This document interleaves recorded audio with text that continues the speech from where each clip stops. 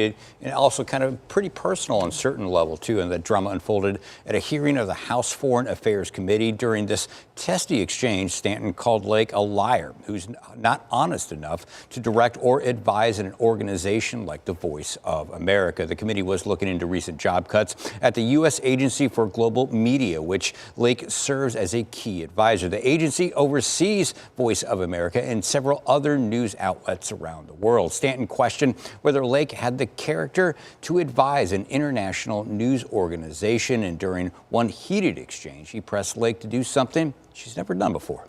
Ms. Lake, to regain a semblance of your credibility, are you finally ready to admit you lost the 2022 Arizona election?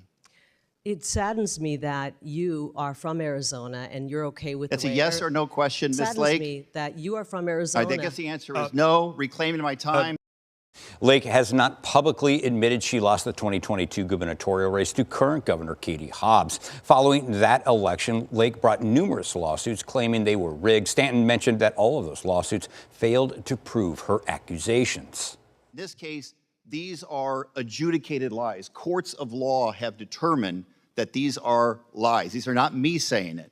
You didn't just lie to the press. The courts are really awesome You took right those now. lies to court and lost again and again. Every one of your lawsuits failed. And a federal judge said that you were furthering false narratives that blamelessly undermine public trust.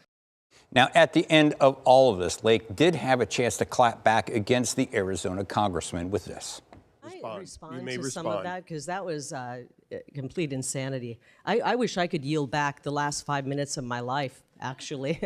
And I want to apologize to the people of Arizona that we have somebody who's representing the folks in one of our great parts of the valley that doesn't care about the integrity of our elections.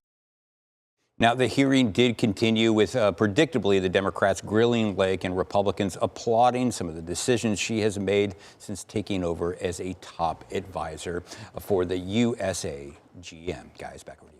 I mean, Stanton's usually pretty even-keeled. He came out swinging. Yeah, right from the beginning, it was pretty much, you don't get a lot of time. You only get a certain amount of time during these hearings. That's why he would ask these yes-no questions. And when you saw it right there, she would not give him a yes or no answer. He would cut her off and say, I want my time back. And he would go into other things. So he had an agenda going into this. He laid out a lot about that. I think the point, again, was he was trying to question whether or not she had the kind of integrity to lead an organization like the Voice of America, because after all, they are cutting back the service, the number of jobs there. They made job cuts, and that was what the committee was looking at here today. Well, just last week, they tried to hire back a number of people who spoke Farsi to get actual factual information to people in Iran who could have used it. Yeah, and there was questions about that because, you know, and her response was, when we have to, quote, surge onto a story, if there's a big story, they'll be able to do that. You know, that's easier said than done. That's easier said than done, especially when you're talking about you're getting rid of people who have very specialized language skills. Still unwilling after all these years to say she lost the governor's race.